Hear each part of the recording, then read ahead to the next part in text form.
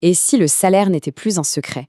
C'est le grand changement qui se profile dans le monde du travail, la transparence salariale. L'idée, c'est de dire adieu au tabou et de mettre de la clarté là où il y a de l'opacité. Mais attention, cette petite révolution est loin de mettre tout le monde d'accord. On peut vraiment se poser la question, oui, pourquoi est-ce que les salaires sont un tel mystère? Pendant des décennies, cette culture du secret a été la norme. Et forcément, ça a laissé la porte ouverte à pas mal d'inégalités qui ont pu tranquillement grandir dans l'ombre. Aujourd'hui, de nouvelles règles sont sur le point de faire voler ce tabou en éclats.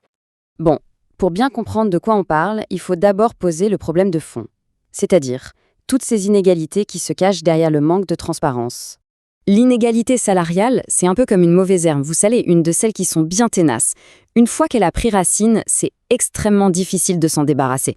Du coup, le plus important, c'est d'agir à la source, avant même que l'inégalité ne puisse s'installer pour de bon. Cette phrase, elle résume un constat qui est à la fois brutal et qui dure depuis trop longtemps. À travail égal, à compétences égales, eh bien l'écart de salaire entre les hommes et les femmes reste une réalité. C'est une anomalie et bien sûr le manque de transparence ne fait que renforcer ce système. Face à cette situation, une nouvelle règle du jeu est en train d'émerger et ça vient d'une initiative européenne. Voyons un peu comment elle compte changer les choses. Alors, l'outil principal pour faire bouger les lignes, c'est une nouvelle directive européenne. L'objectif, en théorie, est assez simple. Il s'agit de lever le voile du secret pour que chaque salarié puisse enfin savoir si sa rémunération est juste et équitable. Mais attention, la stratégie, c'est bien plus que de juste publier des chiffres. L'idée, c'est de rendre tout le système beaucoup plus lisible. Comment les salaires sont-ils fixés, sur quels critères, et surtout, comment les représentants du personnel peuvent-ils utiliser ces infos pour défendre les droits de tout le monde. En gros, c'est une approche à 360 degrés. Mais l'histoire ne s'arrête pas là. Pour les syndicats, cette directive, c'est une bonne base, un point de départ, mais ce n'est clairement pas assez. Ils veulent aller beaucoup, beaucoup plus loin. Et c'est vraiment là que se trouve le cœur du débat.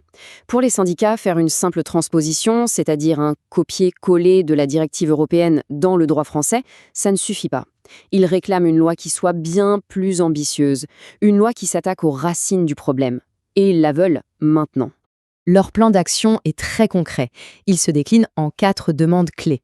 Chacune d'entre elles est pensée pour fermer une porte par laquelle les inégalités s'infiltrent aujourd'hui.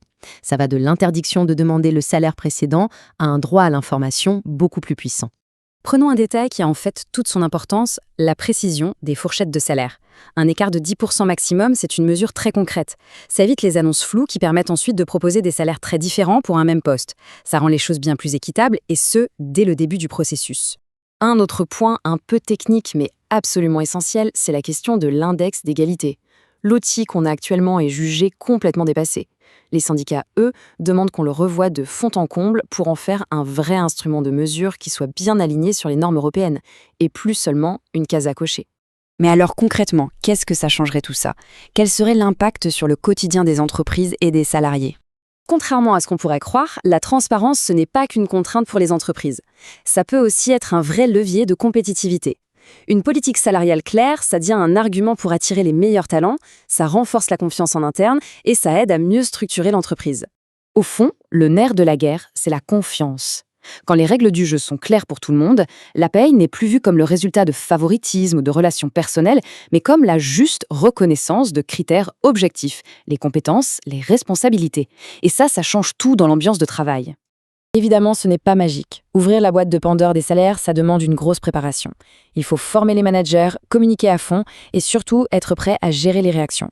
C'est une vraie transition culturelle qui doit être accompagnée pour transformer ce qui pourrait être des tensions en un dialogue constructif.